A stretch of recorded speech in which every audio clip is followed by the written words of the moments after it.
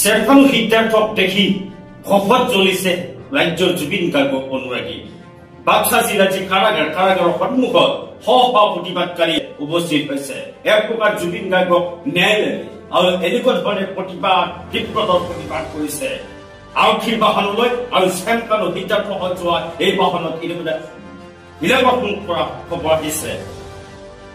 গুৰুতৰভাৱে আহত হৈছে কেৱল আৰক্ষী বাহনলৈ, আনহাতে বাহনত অগ্নিসংযোগ কৰা খবৰ ইতিমধ্যে আহিছে। এই মুহূৰ্তত প্ৰতিবাদকাৰী সকল ক্ষোভিত হৈছে। আমি আমাৰ পৰা জনাও যে প্ৰতিবাদকাৰীসকল কিছু সংযম হওক, যে আৰক্ষীৰ কাম কৰিবলৈ দিয়ক। শ্বেৰখানু পুনৰবাৰ কৈছো, শ্বেৰখানু সিদ্ধাৰ্থক দেখি ৰাজ্যৰ যে জুবিন অনুৰাগী, এই জুবিন অনুৰাগী ক্ষোভত ফাটিছে এক প্ৰকাৰ। বাক্সাৰ ভয়ংকৰ গুলীচালনা, চৌবিধে কেৱল বাক্সাৰ যি গুলীৰ শব্দ।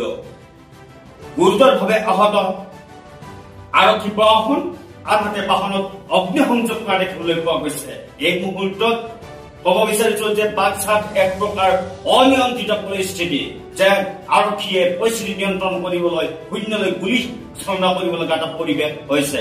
এতিয়া ৰাজ্যৰ চৌদিশে, অকল বাক্সাতে নহয়, ৰাজ্যৰ চৌদিশে দেখিবলৈ পোৱা গৈছে এই সিদ্ধাৰ্থ শ্বেৰখানুৰ বিৰুদ্ধে বা এই অভিযোগকাৰীসকলৰ বিৰুদ্ধে ৰাজ্যৰ জুবিন গাৰ্গ অনুৰাগীসকলে তীব্ৰ প্ৰতিবাদ কৰিছে। যিকোনো মূল্যৰ বিনিময়ত হলেও যে জুবিন গাৰ্গে ন্যায় পাব লাগিব, এনেকুৱা ধৰণৰ পৰিস্থিতি কৰিছে।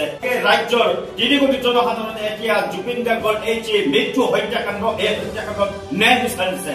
আজি লৈ যোৱা হৈছিল এইসকল যে অভিযুক্তসকলক লৈ যোৱা হৈছিল যে নতুন কাৰাগাৰ, এই বাক্সা জিলাৰ এই যে নতুন কাৰাগাৰত, জিলা কাৰাগাৰত, এই কাৰাগাৰত নিয়া খবৰ পোৱাৰ লগে লগে স্থানীয় বা বাক্সা বিভিন্ন জিলাৰ পৰা গৈও তাত প্ৰতিবাদ কৰিছে এক প্ৰকাৰ।